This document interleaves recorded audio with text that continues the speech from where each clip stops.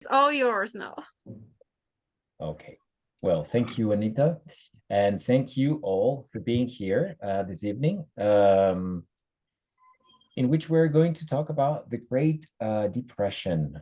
Okay. So I wanted to start by asking some questions, because I usually give a presentation and then I give some minutes, some room for questions. But I think that actually I wanted to start differently this evening. I wanted to ask you, you can type in the chat your answers or open the microphone and say, what comes to your mind with this topic, with the Great Depression? In one or two words, what comes to your mind?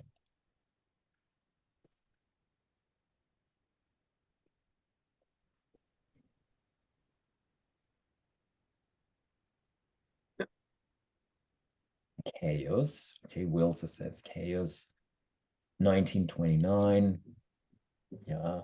Black Monday, stock market crash, difficult times, capitalism. Yes. Yeah. Good. Excellent. We're going to be talking about all that, I hope, that we have, enough time to at least mention all these things. Right. So economic depression, of course, right? And we're going to go back a little. Okay, I'm going to share some slides that I prepared for this evening. We are going to, and this is a very sort of eloquent image, I guess, taken from Britannica. This line of people at this free soup, coffee, and donuts for the unemployed place, right? So the unemployment actually reached 25% in the United States in those years. So it was terrible, actually. And of course, not only in the United States, it was a crisis that affected the whole world, right? Right. So first of all, a little bit of background. Okay. So the 20s. So the 20s were known as, and you're going to find this, it's very common, the title of the Roaring 20s, because it was said that it was a time of economic prosperity. Okay. Is anybody familiar with the term the Roaring 20s and what it represents?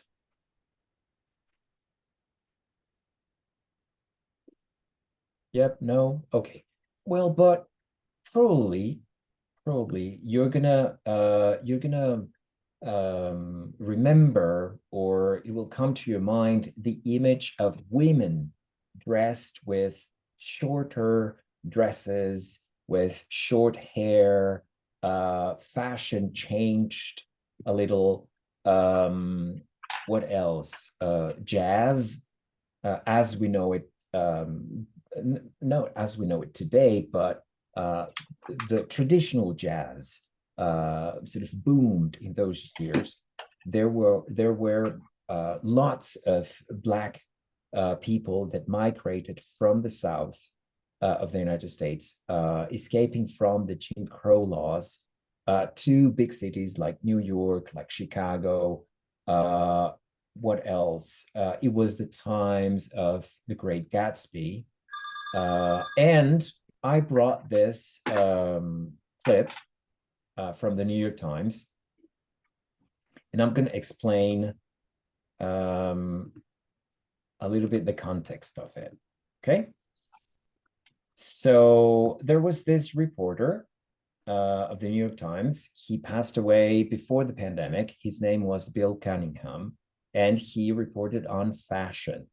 And he was excellent because he would go to these events in the city, or he would walk on the streets on a weekend, and he would take these fantastic pictures of how people dressed, right? And there is this event that happens every year in New York called the Jazz Age lawn party, okay, in which people dress as if they were in the 20s, right? Kind of recreating the spirit that our imagination has about that those years.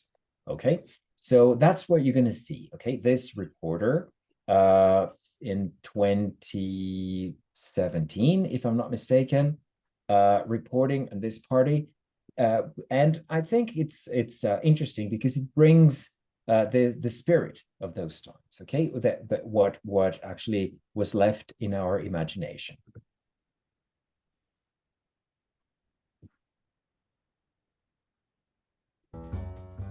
Hello, this is Bill Cunningham from Governor's Island, a 4-minute ferry ride off the tip of Manhattan across the bay from Brooklyn. 20,000 or more participants made the voyage to participate in the 10th annual Jazz Age lawn party. The first year, there may have been 60 participants. When it ended last Sunday, there were well over 20,000 for the 2 weekends. And it is, for many, an escape from present-day reality to what is perceived as the sophistication and freedom that the flappers and the roaring 20s brought to America. There's a core group, less than 100, who dress in authentic period 20s or 30s style. And they do it marvelously, and they don't perceive it as costume. For them, it puts them in the perspective of the dances of that period. The other 19,000 guests or more throw themselves into headbands, long ropes of pearls, fringe, a few feathers.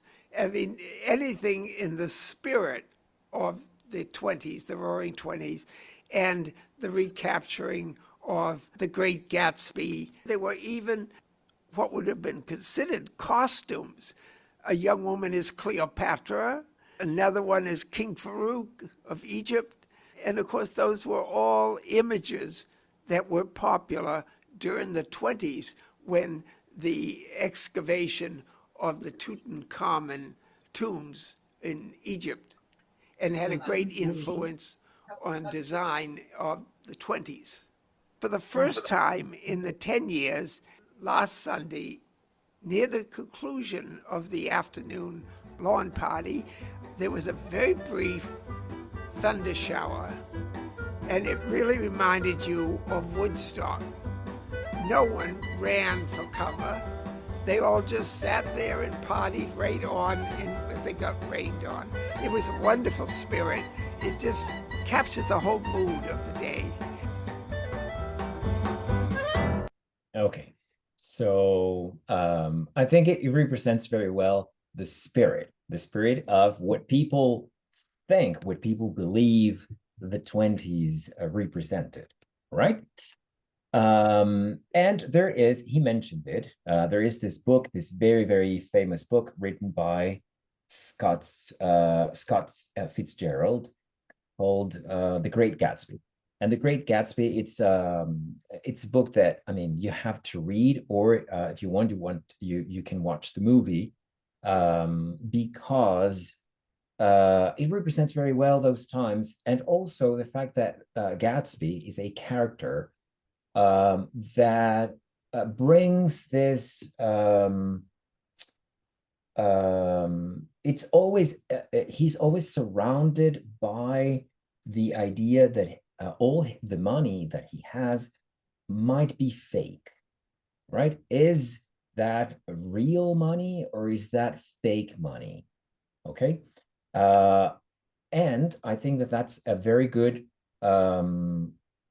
sort of point to talk about the economic troubles of the 20s, because the crash in 1929 is nothing else than the culmination of economic troubles that were occurring in the 20s. Okay, so first of all, some industries were in trouble. Which industries were in trouble?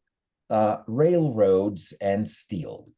As maybe some of you might remember, the Gilded Age, the last years of the 19th century and the beginning of the 20th century, were the years of the boom of railroads and of all these fortunes of these families, very traditional families, like the Vanderbilts, Andrew Carnegie, Rockefeller, etc. Okay, now there were other industries that were growing very fast. For example, the automobile, and Henry Ford is a very good example of that. So railroads started to lose business to these new forms of transportation, right? And highways were being built. For example, the famous Route 66 started to be built in 1926. Okay, now we can't forget that the First World War had finished very recently. It finished in 1918, right? And there was an kind of economic contraction. I'm going to explain, because during the war years, the demand grew a lot, and when the war finished, it decreased.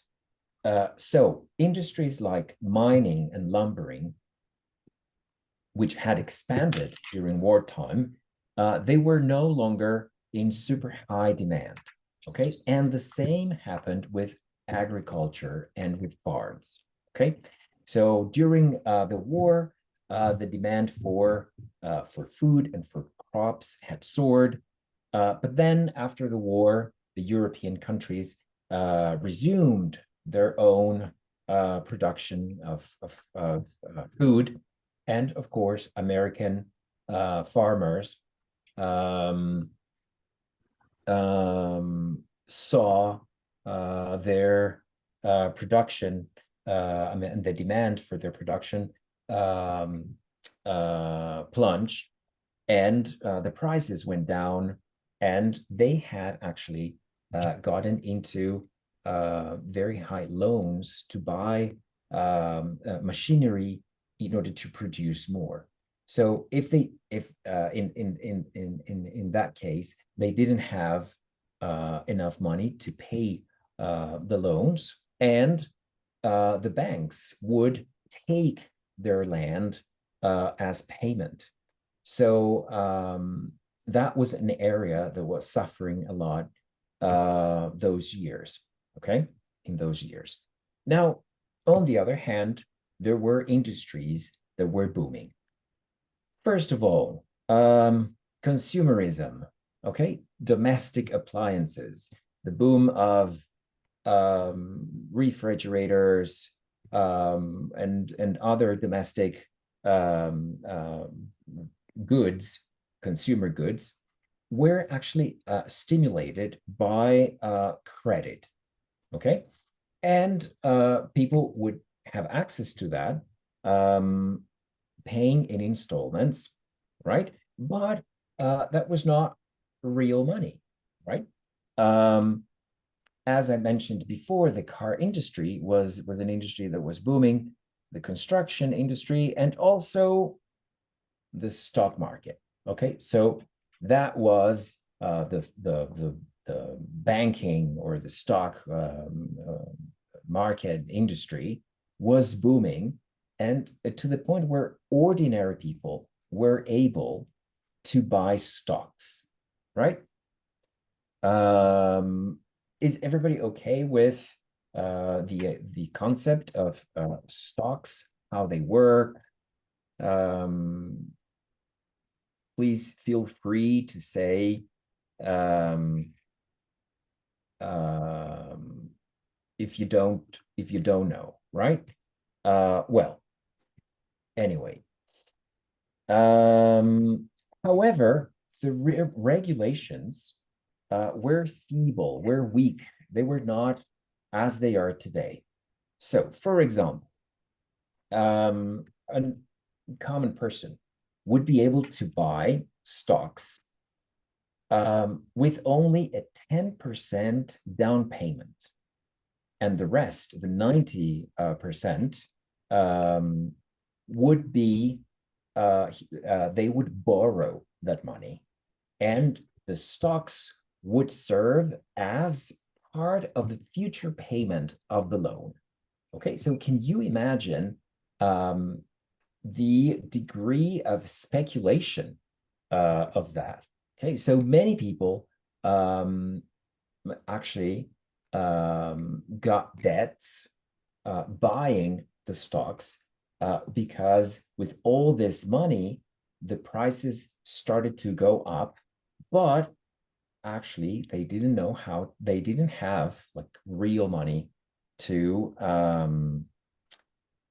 it wasn't real money, right? Okay. Now, going back to, oops, wait. Let me, I don't seem to be able to, okay, wait. I know what happened.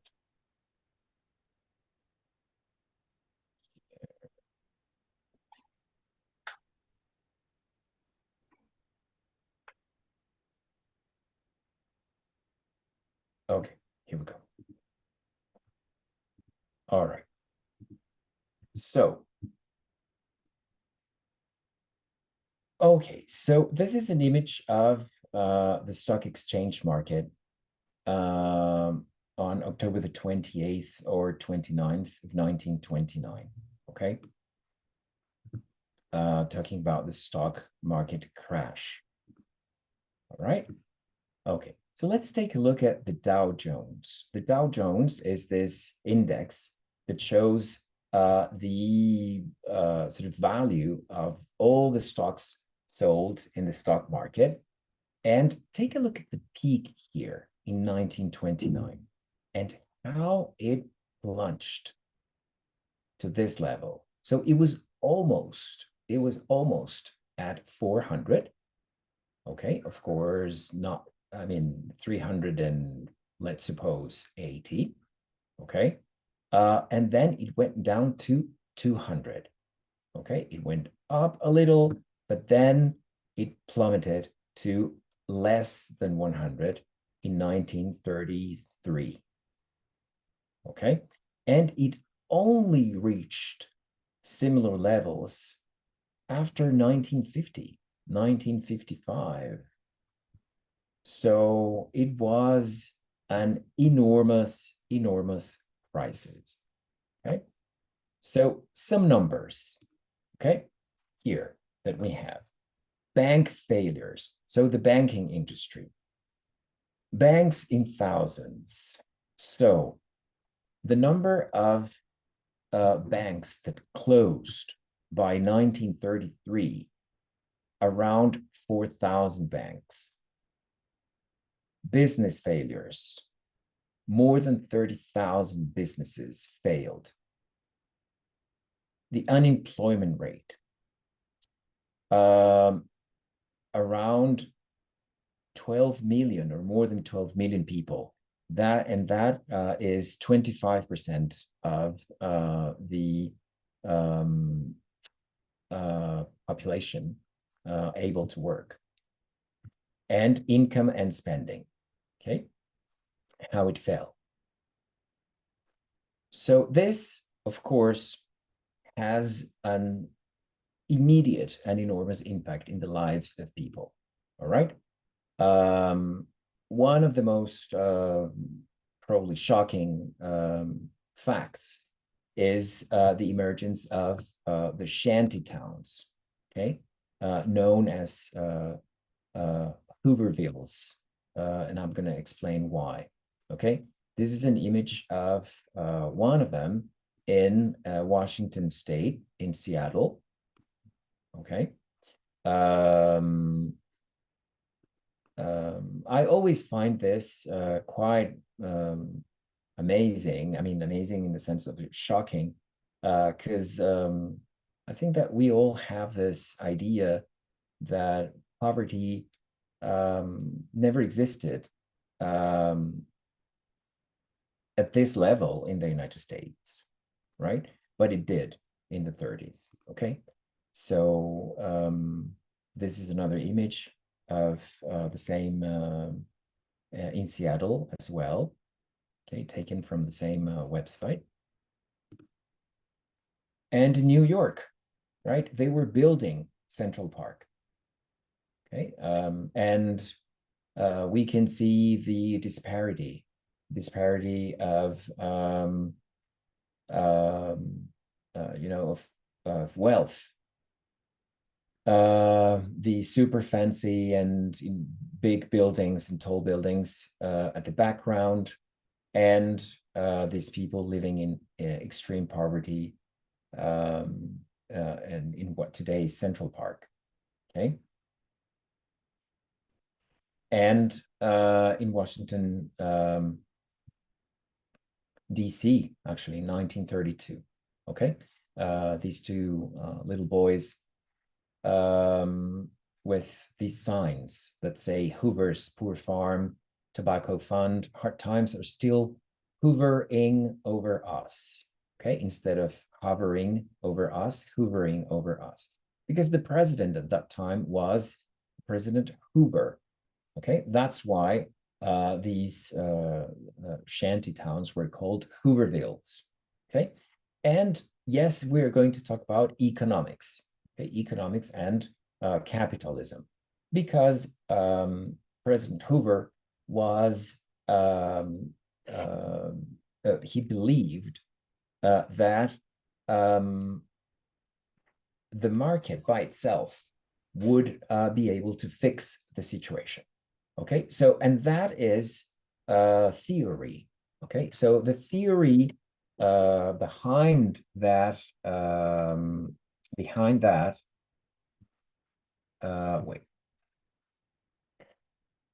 says that if you leave things as they are, naturally, what's going to happen is that wages are going to go down,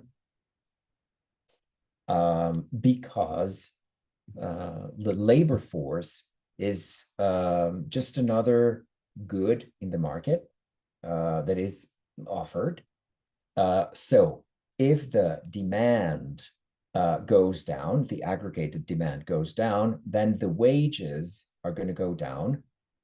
Consequently, the costs for the industries, for the owners of the capital, are going to go down, right? Then they're going to be able to, of course, offer the products at a lower price, and then everybody is going to be able to start buying and consuming again everything at a lower cost and price than it was before. And that's and in that way, things were going to reach an equilibrium once more. So there is this theory that if you leave things as they are, they're going to fix by themselves, okay? Of course, that doesn't count, or that doesn't take into account the suffering of the people and the political problems, right? That the running president would have by leaving the things just as they were. And as if that wasn't enough, in 1931, there was this drought that actually created what is known as the Dust Bowl, okay? So the Dust Bowl, this is an image, an incredible image of um, all this dust coming and covering all these enormous areas of in the middle of the country, especially where farmers lived, and that they had to move, they had to escape from these places. Many of them went to California. They were known as the Okies because the first ones came from Oklahoma. And this was devastating. Okay, so this drought of 1930, often known as or referred to as one episode, was actually a series of events occurring in rapid succession that affected regions that were not able to recover adequately before another drought began. Okay, so some of the contributing factors, and this information I got from the National Drought Mitigation Center website. Okay, so what happened in the 1920s? Remember that I told you that the farmers were going through hard times because the demand for crops had gone down. So many of them did not have how to pay the loans, and the banks were actually taking their lands to as part of payment. So that made that many of them started using submarginal lands, okay, and that they abandoned soil conservation practices. Okay, so that left the groundwork loose, and it created soil erosion. So there were lots of land eroded, and when the drought came, and then the wind, that caused this dust bowl. Okay, there were 4 major drought episodes. Okay, and the area affected is huge.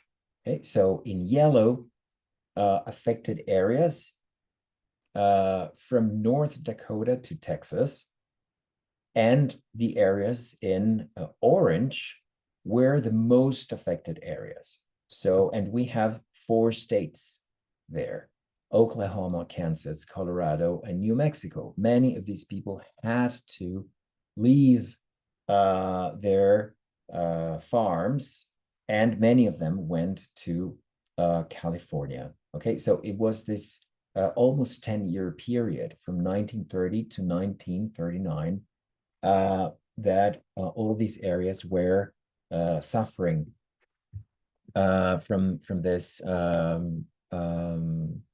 catastrophe, this droughts. Okay, now I brought. Have you guys heard of a book called The Grapes of Wrath? Maybe you have. Well, there is. Well, it's a book written by John Steinbeck, and there were many movie. Well, I don't know if many, but there are movie adaptations. And the most famous one is from, if I'm not mistaken, the 1940s with Henry Fonda, okay, the father of Jane Fonda.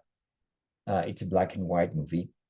And I brought this this clip because there is a very, very, I would say, representative, yes, the grapes of wrath. Yes, there is this very representative scene where this employee from a bank is informing these farmers that they have to leave their land, that they are being evicted.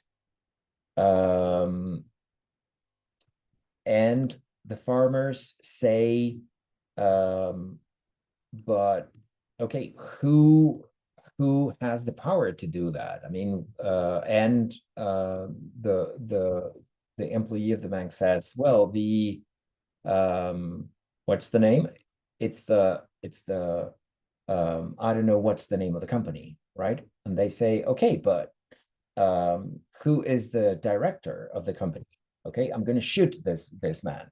And then the man says, well, but nobody. It's a company, right? It's a building. There's nobody behind that you can talk to.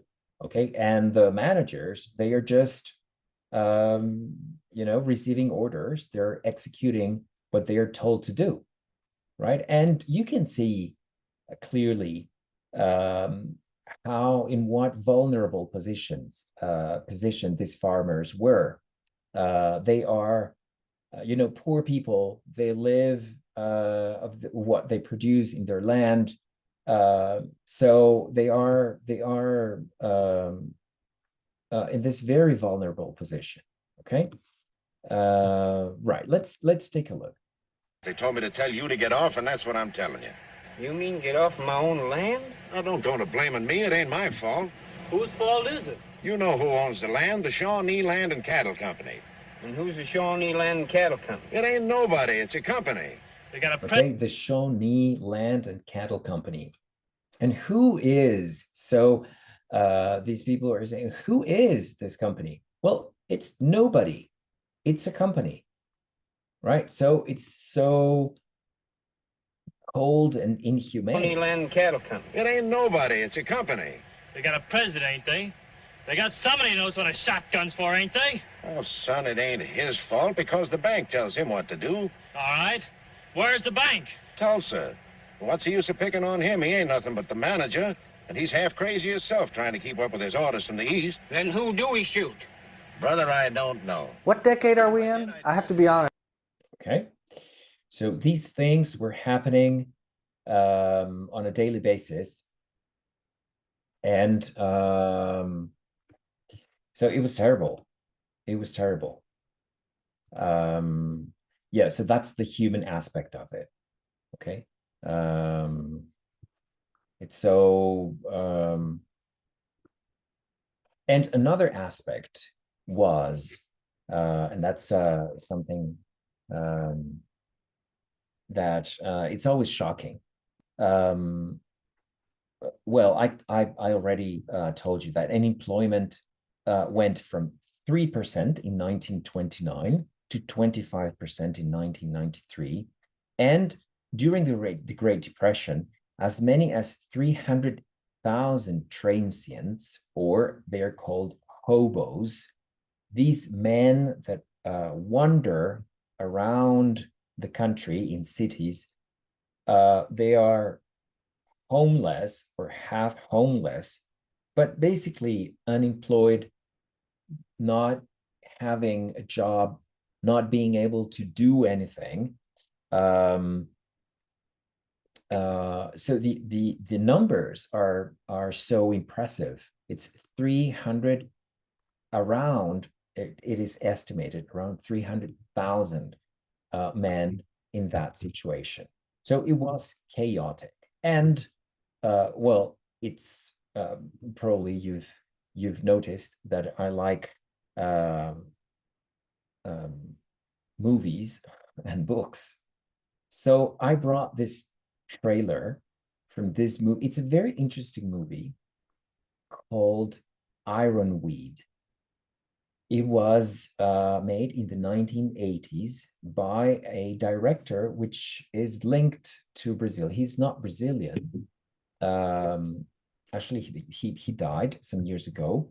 He was Argentinian, but he has a great connection with Brazil because he was the director of The Kiss of the Spider Woman. So he directed this movie telling the story of one of these men, okay, during the Great Depression, that he was suffering from depression, he was alcoholic, and he brings two very, very famous actors, Jack Nicholson and Meryl Streep, in a very, very different role, a very different character, because she also plays the role of a woman, unemployed, homeless, and they find themselves and they accompany themselves, okay, in this markets is more difficult than the Olympics. Rough times. Okay, so I brought the clip. I hope that you can watch the movie, and I think that movies and books have the ability to transport us to the emotions, they take us closer to the personal experience, I would say, more than these abstract concepts or the history understood as the history of great men and great deeds and leader and arts. That's the role of arts, right? To take us to a more personal, they offer us this more personal view. Okay, so I hope you enjoy the trailer, and if you have the chance to watch the movie. Seen Helen around? No, I ain't seen her in a couple of days. I used to live around here when I was married. That house right there.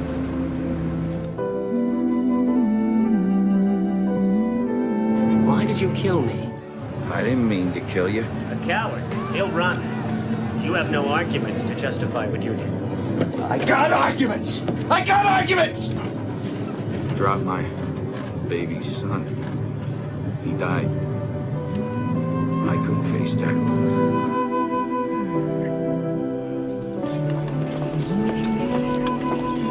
I would like to sing this for my man, Francis. I know a lad, and when I feel bad, he scares all my troubles away. A fat lot, you kid, spending every penny we get and drinking whiskey. Oh, come on, at least you got to sing a song. Yeah, I did. I sang. They crawl all over your nose and your nose. I got the money!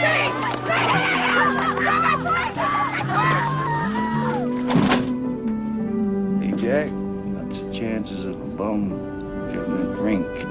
Makes me a sandwich.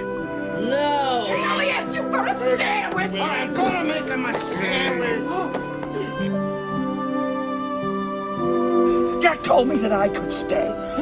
But you can't because you're a pain in the ass. They don't want you. You're the worst that ever happened to me. You're gonna hit me now. I'm not. I love you.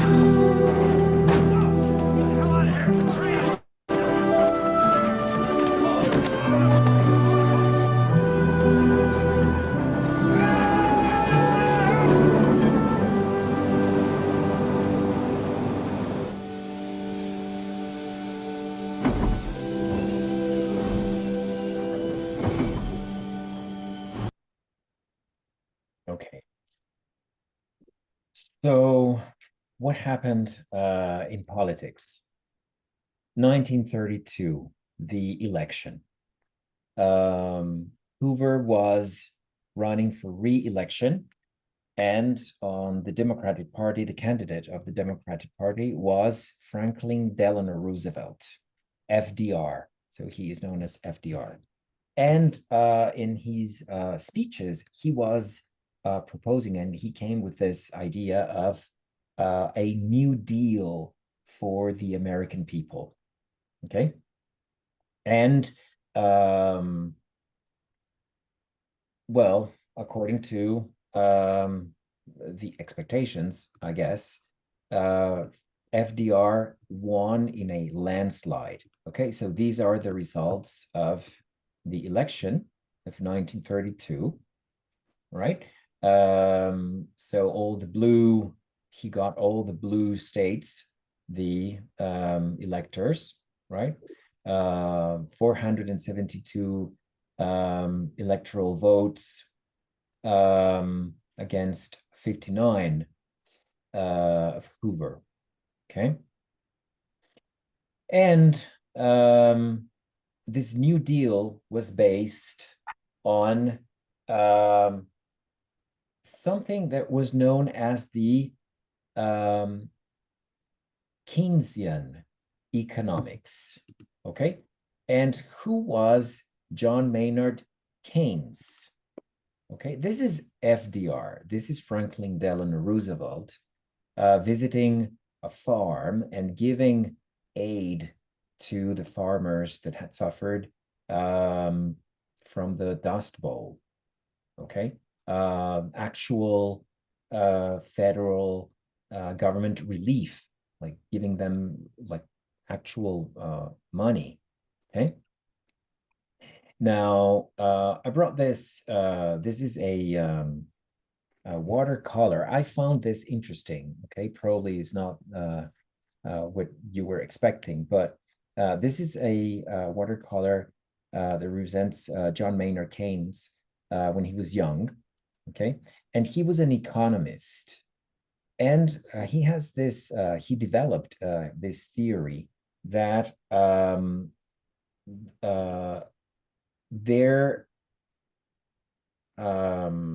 the governments can actually intervene.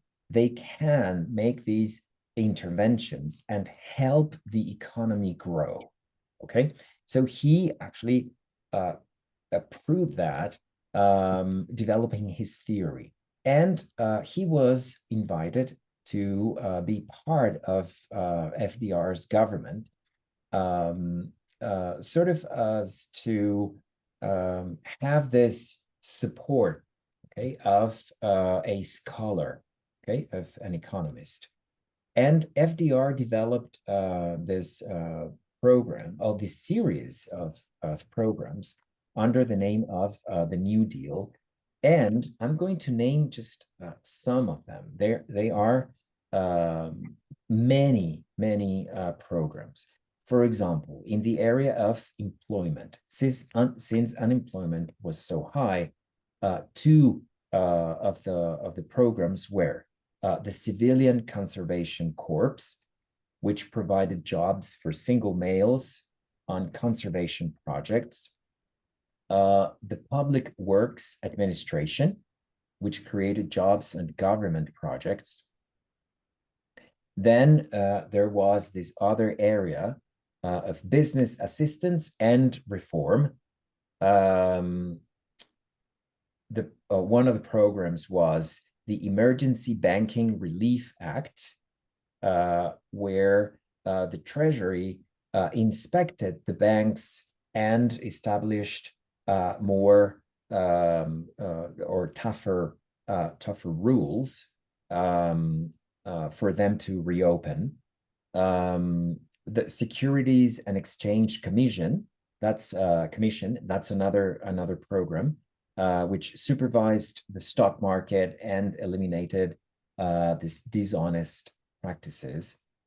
As I showed in the slide, this picture, there was this Farm Relief and Rural Development series of projects, which actually helped farmers. There were programs on housing, on labor relations, and for retirement in 1935 was created the Social Security Administration. So the Social Security, the well-known Social Security in the United States, was created in those years by FDR. Okay. Now FDR won the elections in 1932. Then he won the re-election in 1936. In those years, a president could run for re-election as many times as he wished. So he won a second re-election in 1940 and a third re-election in 1944. He died in April 1945, before finishing his mandate, he was succeeded by Harry Truman. Okay, so such was his popularity and such was the impact of his programs that brought relief to the American people. Okay, it was in those years that this theory of government intervention became popular. It became popular not only in the United States but also in South America. We have very clear examples. For example, in Brazil, all this, for example, Petrobras was created around those years. Getúlio Vargas was one of the presidents that put in practice this theory in Argentina as well. So this clear examples of making the state, actually, the federal state, part of the economy and make it grow and help people. Okay. Yes. So yeah, that's what I actually prepared for you guys this evening, and I would like to know if you have any questions, comments. Feel free to write them in the chat or open the microphone and just speak.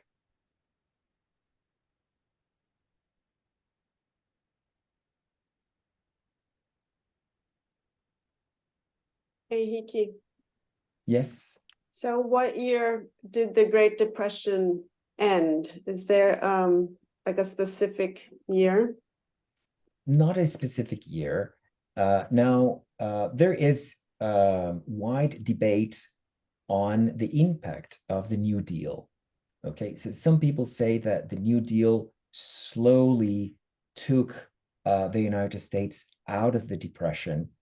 But it seems that there is consensus that the economic depression in the United States finished when they entered World War II, okay? Because the war is such an economic injection in it's terrible, but that's the way it is. When the United States enters the war, and the same happened with World War I. You know, the demand for anything that you can imagine goes to the skies. It soars, you name it, food, arms, clothes, whatever. So it's almost as if all the markets that are destroyed by the war, they need to buy things from somewhere, right? And in those years, it was the United States. So it seems that the depression finished with when the United States entered World War II.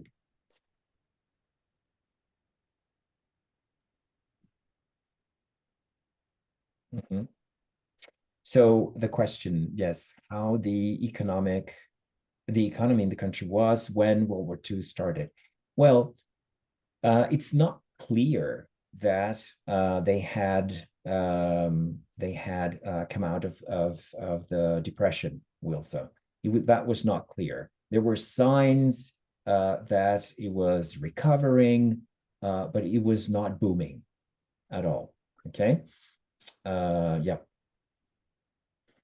So that again brings us to this debate, which is so alive and so present, okay, that up to what extent, is government intervention is healthy. You see, because government intervention can help, and it does, right?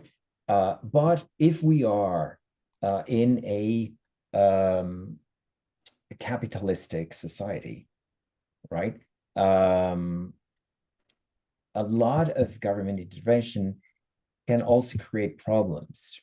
It can create inflation,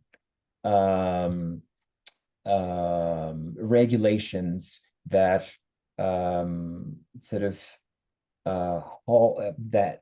create problems, or they block free competition, and that puts a brake to economic growth.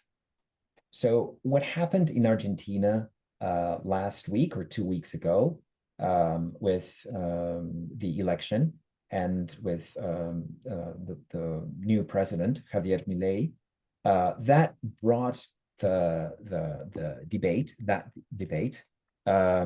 so clearly, right? So the situation of Argentina, the economic situation of Argentina, is a case study in that sense, right? In the sense of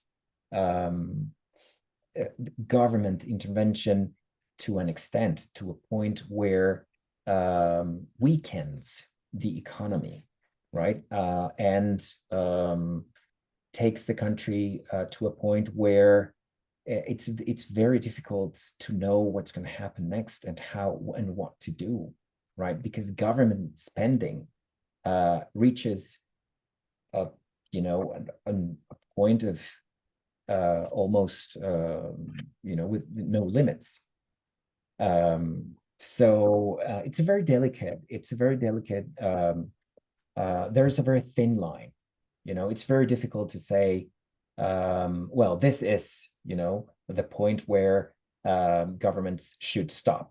And, it's economies are so fragile in general. Capitalism is a system that has proven to be so complex. Things are not easy. Well, anyways. So I have a question, Enrique. Sure. Yeah, very good link with Argentina. It is a case study. But back to the New Deal. Apparently, the New Deal was very successful. Mr. F.D. Roosevelt stayed in power for a long time. Does the New Deal have any link or parallel with the later implemented government intervention, the Marshall Plan, which is also an intervention? Yes. Look, I don't think I'm able to answer that question because it will be an intervention in the global scale, right? Global scale. Something that worked in the US. Yes. I think that, okay, I'm gonna be I wonder. And I'm sorry if I apologize for not being able to answer properly, but I'm going to say that I think that the New Deal, it's certainly a background. It's certainly something that they knew that it could work, and the Marshall Plan was something bigger. I would say more risky, because they were actually making bets on another continent and other countries. They for sure didn't know how it was going to end. They didn't know if it was going to work, because when you are in your own country, right? At least you know who your voters are. Well, if things don't work, okay, you're not going to be reelected, but it's in your house, right? It's your family. But after World War II, yes, I think it was definitely it was riskier, right? Definitely. But I think that from an economics point of view, of course, there were economists with these theories that had proven that without government intervention, the market by itself was not going to be able to fix things. Yes, so that's my humble answer. So thank you for the question. So Luciano is asking in the chat, so was FDR's New Deal responsible for the end of the gold standard? No, the gold standard, if I understand your question, was actually finished in the Nixon administration. Okay, what's the Bretton Woods treaty? Are you talking about that? The gold standard of Bretton Woods? Yes. So Bretton Woods was this treaty that was signed after World War II, and the administration that finished that was the Nixon administration in the 1970s. Yes, so it's quite recent. Well, any other questions, comments? No. Okay. Well, thank you very much. I'm glad that we were able to interact a little bit more with your questions, with your comments. It was more, I felt better. It was, yeah. I think that I'm going to stimulate your questions and comments more in the next talks.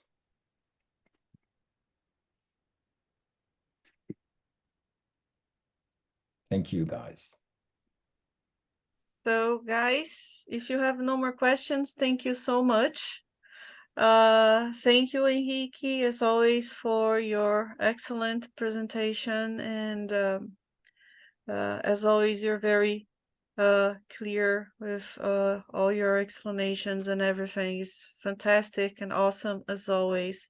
The next one is going to be next week. In 2 weeks. In 2 weeks' time. In 2 weeks. On the 13th of December. On the 13th. Okay. And it's going to be World War II. Yes. That's very nice. World War II. Yes. Okay. And again, this presentation with all the references, with all the links, I'm going to send that to Jessica. Right. So Jessica will make it available for you if you send her your email address. Okay. Guys, so Jessica's email is Jessica Jessica, yes, I'm gonna write it right here to everyone in the chat. Yeah, so you can copy her email address. Alumni. Oh, she's already wrote there. Jessica Fraga. Jessica.fraga@alumni.org.br. You can send her an email if you want to receive this PowerPoint presentation. Okay? Okay. Guys,